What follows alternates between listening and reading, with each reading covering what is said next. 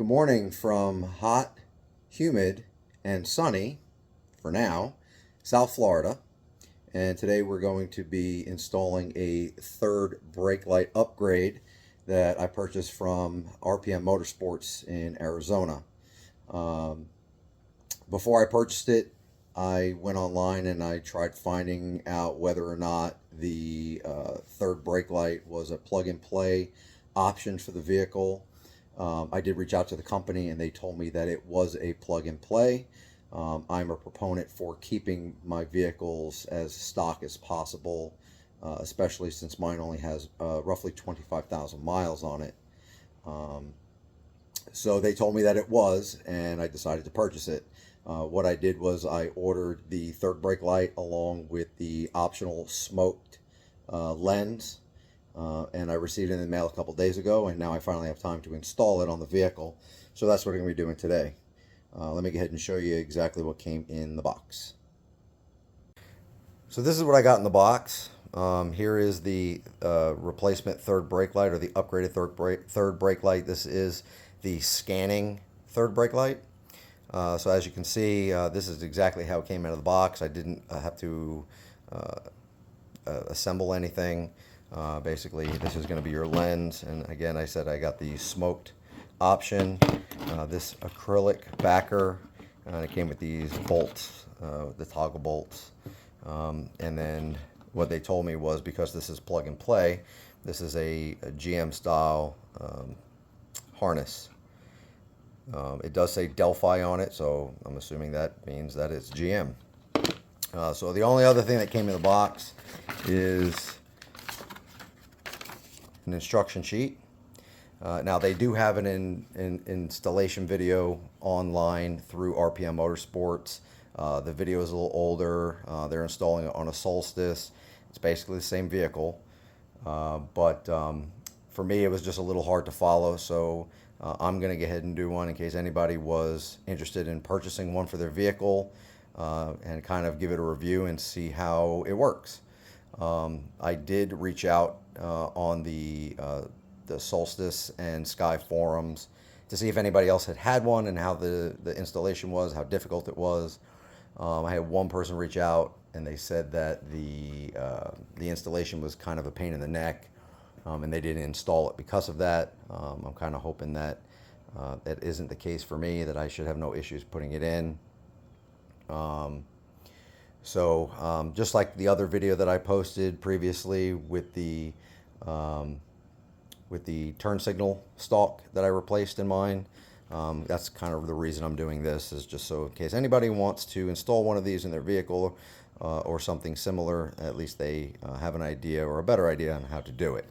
Now, I'm going to quickly go over the instruction manual that they gave me, or the instruction sheet that they gave me on how to install it. I am a little bummed because there is a part where it tells you you need to use a drill bit to enlarge some holes. I'm not really too excited about that because, like I said, I'm a big proponent of keeping my vehicles as stock as possible, and if I ever want to go back to the original third brake light, I don't know if that's going to be an issue, especially if you're drilling into a bumper that is pretty difficult to find right now. So I'll go ahead and kind of give a quick overview of what this installation guide says. So basically it's telling you to remove the rear license plate from the car, remove the two screws holding the license plate in place, or I'm sorry, the license plate light in place, and then that's where you have to disconnect the old third brake light. I'm not going to read the whole thing. I'll go ahead and kind of put it closer to the screen, so if anybody wants to pause it and read through it, be my guest. But I'm going to kind of try to do it step by step and then show you the process as I am doing it. All right, so I got the car set up, ready to go. Again, like I said, it is somewhat sunny out. This is, I believe, the 8th of October. But we'll see if that changes. We are slated for rain, so hopefully it doesn't, and hopefully I can beat that and not get rained on and have to put the top up and drive the car back into the garage and so on and so forth. So let's get started. All right, so I've gotten some tools together. Basically, just basic hand tools, flathead, Phillips head. set of pliers. I don't know if I'm going to need them or not, but I grabbed them anyway.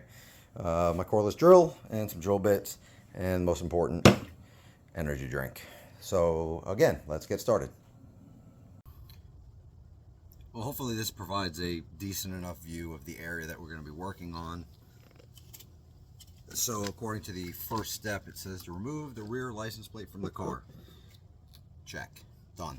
Okay, remove the 2 screws holding the license plate light in place. So your license plate light should be up under here. This is your license plate light. So it should be 2 screws, and they are Phillips head. Let's take those out.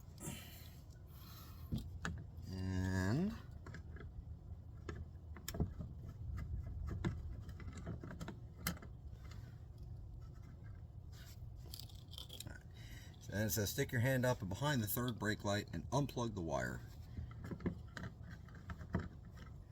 Well,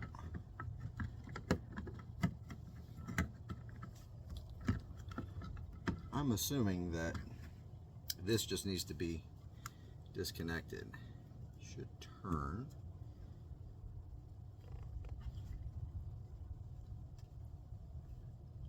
There we go. So you turn it counterclockwise, and then the bulb should come out of the assembly.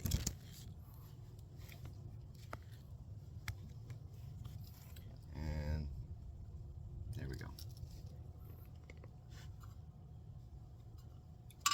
That'll give me a good chance to clean. Alright, so again it says stick your hand up behind the 3rd brake light and unplug the wire. Note there is a V-shaped clip that needs to be pushed up in order to pull the connector off the back of the factory module. Alright, I'm going to try to work that out, and I will be back when I'm done.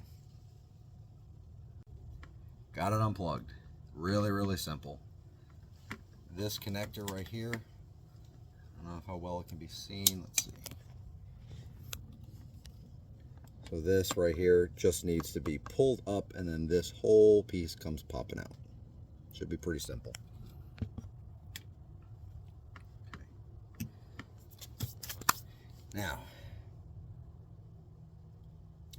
Now it tells you, depending on how old your Kappa is, will depend on how difficult the 3rd brake light will come off. It's held in by 2 pins and double-sided stick tape. Sounds like I'm going to need to get some fishing line if I can. So again, let me see what I can do here, and then I'll be back. Well, after killing myself for approximately 20 minutes or so, I actually got it. So what they tell you is, in the instruction, is to use a flathead screwdriver wrapped in a microfiber towel and start working around the edges of the brake light right here. So what I did was, using that method, along with just some high test fishing line, just work it back there and start breaking the edges of the 3M tape that's behind it. There's 2 pins that are in the back. They tell you in the instruction manual to wiggle them to break them.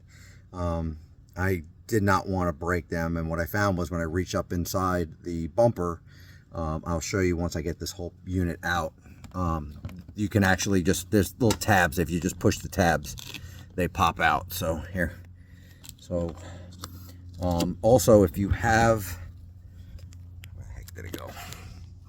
If you have a pry tool, this works wonders as well. So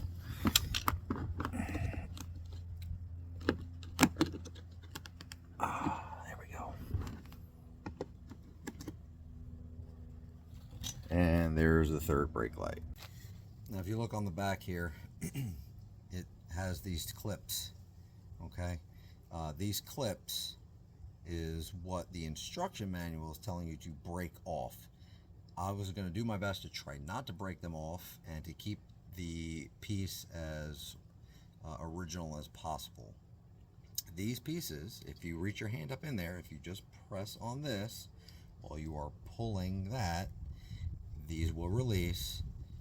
As long as you keep some constant pressure on this, this will not clip back in.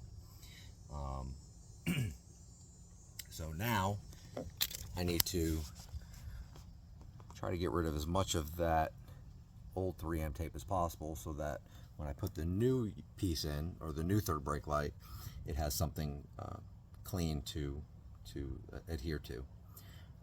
In the instructions, they do tell you, I think I mentioned this earlier, about using a 1/2-inch drill bit to enlarge some holes to put some toggle bolts through. And these holes are for here. Let's see. Right. Oh, let me flip this around. Right here. Here and here. So 1/2-inch drill bit, that's a pretty large drill bit. Now, I don't have to worry about anything because this is plastic, so I drill it out. I don't have to worry about it rusting or anything like that. But if I ever want to put the old one back in, it'll fit, but these little clips will pretty much be irrelevant at that point. I'm going to see what I can do to rectify that. Maybe not use the toggles, maybe use something different. Or maybe still use the toggles, but because I can get my hand up in there, just put the toggles in without drilling the holes. I think that's what I'm going to do. This way I'm not taking another trip out to Lowe's or Home Depot to try to find nuts and washers that will work on the bolts that they provided. So let me clean this off and then we'll continue on. Well, after about another 20 minutes, I ended up getting all of the 3M tape off. That is, I guess, a scratch, but it's going to be hidden anyway. So really all I used was my fingers to kind of ball up the 3M residue, and then I got frustrated and used just plain old glue gun. I tried using a heat gun, so I guess between a combination of the heat gun and the 3M, the heat gun and the glue gun, I was able to get all of the residue off. So now there's a nice clean surface. I cleaned it with some quick detailer and then some alcohol-based cleaner, just to get all the glue gun residue off, so at least the new 3M tape would stick. So all right, well, we're gonna move on and we're gonna continue to go and get this thing installed.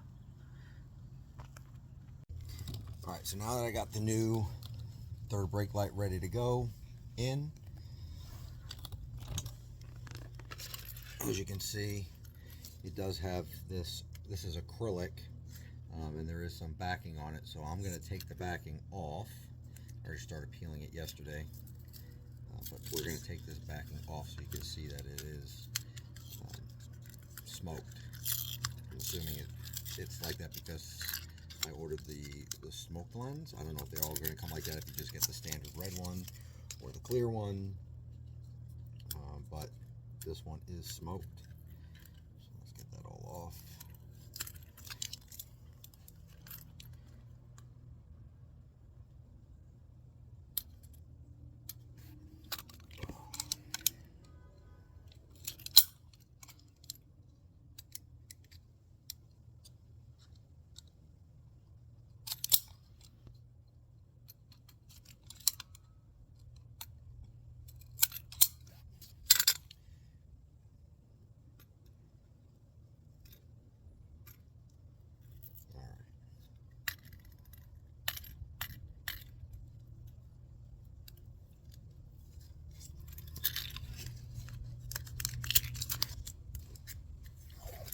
Perfect. Now, it looks like what they did was they kind of beveled the acrylic so this sits nice and flush. I don't know if they put this spacer here, and I'm wondering if, because it doesn't say anything in the instructions, so I'm wondering if this is supposed to seal the hole after you drill it. But basically what it says, it tells you to drill the bumper and then plug in the scanner or the scanning brake light to make sure that the module works and it hasn't been damaged. But before I do anything, I'm going to do that first. So let me reach back up in here. Let's see if I can find that. And just here. And that just plugs in. And it says, turn the key on and ensure the new module works. It has not been damaged in shipping. I don't know if that's going to work, but we'll see. Alright, so what I did was I just kind of put the rear trunk or convertible top lid down and just kind of set it in there. It is plugged in. Put the key in and tried it out, and as you can see, when I hit the brake, it works just fine. So now it's time to install it. All right, well, like I was saying before, what I did was instead of drilling those holes, I just took one of the toggles, or the backing to the toggle, the spring part, and held it in my hand and put it up through here, holding it, and then just put the screw through and tighten it. This way I'm not drilling into my bumper. You don't have to drill into your bumper. Thankfully, my hands are small enough that I can get up in there. If you have really large hands, you may need a drill, or get somebody with small hands to put it up there so you don't have to drill it if you don't want to. If you don't care, be my guest and drill. So those white washers, I am going to end up using them just because once you cinch this, once this kind of gets cinched down and up against this,